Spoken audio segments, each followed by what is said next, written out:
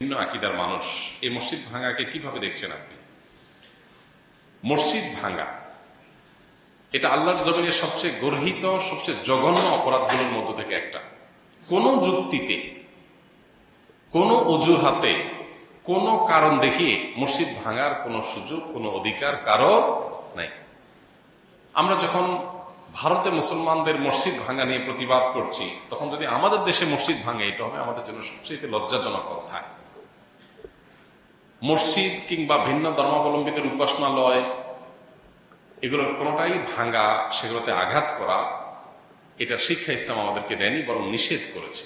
আপনারা অনেকে জানেন, নবী করিম সাল্লাল্লাহু আলাইহি সাল্লাম জিহাদের ময়দানে পর্যন্ত অন্য ধর্মাবলম্বীদের উপাসনালয় পর্যন্ত তিনি আঘাত করতেন না, বরং ইসলামে পরিষ্কারভাবে নিষেধাজ্ঞা রয়েছে অন্য ধর্মাবলম্বীদের উপাসনালয়গুলোকে আঘাত করার ব্যাপারে।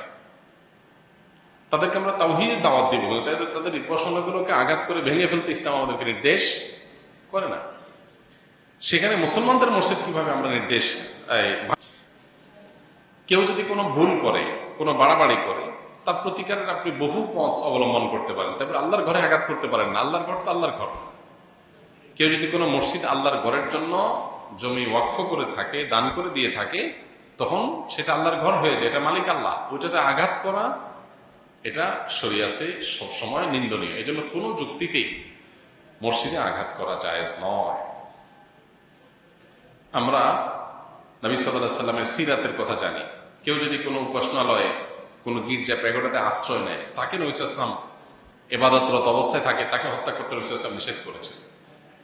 তাহলে অন্য ধর্মাবলম্বীদের ব্যাপারে যদি আমাদের এই অবস্থান থাকে, তাহলে আমার মুসলমান ভাই, তার সাথে ভিন্ন চিন্তা, ভিন্ন আকীদা, ভিন্ন বিশ্বাস এর কারণে মত পার্থক্য থাকতে পারে।